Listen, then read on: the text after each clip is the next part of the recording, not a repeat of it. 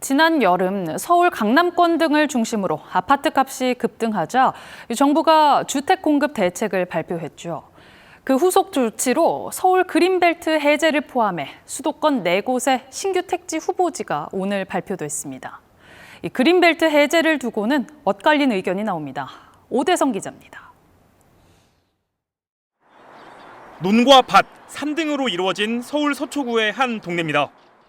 이곳은 보시는 것처럼 비닐하우스 정도만 있는데요. 그동안 그린벨트, 즉 개발 제한 구역으로 묶여 있었기 때문입니다. 정부는 먼저 서울에서 서초구 일대에 축구장 310개 규모의 그린벨트를 풀어 아파트 2만 호를 짓겠다고 밝혔습니다. 서울 그린벨트 해제는 2012년 이후 12년 만입니다.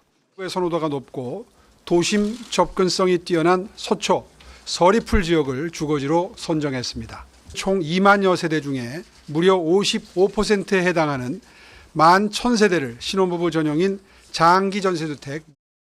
경기도에서도 신규 택지 3곳을 개발하는데 의왕나들목 인근에 주택 14,000호를 공급할 계획입니다. 또 고양시에서는 5개 철도 노선이 지나는 대곡역 주변에 9,400호를, 의정부시에서는 옛 306 보충대 등 군 부지 등을 활용해 주택 7,000호를 지을 예정입니다. 광역교통 인프라에 대해 철도역 추가 신설, 복합환승센터 구축 등 지역 내 이동 편의성을 적극 검토하여 입주 후에는 생활에 불편함이 없도록. 다만 신규 택지 대부분을 그린벨트 해제로 얻는 땅이라는 점에서 비판도 나옵니다.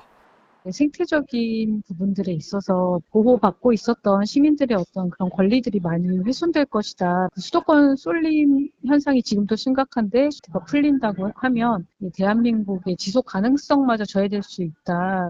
정부는 미래 세대 주거 복지를 위한 불가피한 선택이었다며 효율적인 토지 이용으로 환경 훼손을 최소화하겠다고 밝혔습니다. KBS 뉴스 오대성입니다.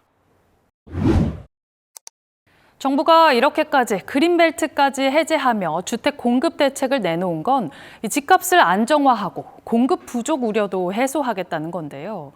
계획대로 차질 없는 주택 공급이 가능할지, 또 부동산 과열 우려는 없는지 등을 이어서 최강호 기자가 점검했습니다.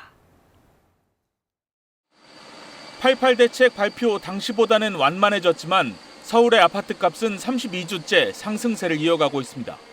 이번 주택 공급 신호는 시장의 불안감을 낮추고 가격 안정 효과도 줄 거라는 게 정부 판단입니다. 좀 기다리면 좋은 위치에 양재 주택이 공급된다는 믿음을 주는데 충분하다라고 생각을 하고요. 그렇게 되면 무리하게 주택 구입을 서두르는 그런 가수요도 진정시킬 수 있는. 문제는 공급 속도입니다.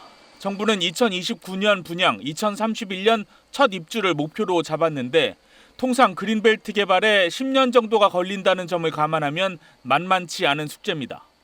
3기 신도시도 빨라야 내후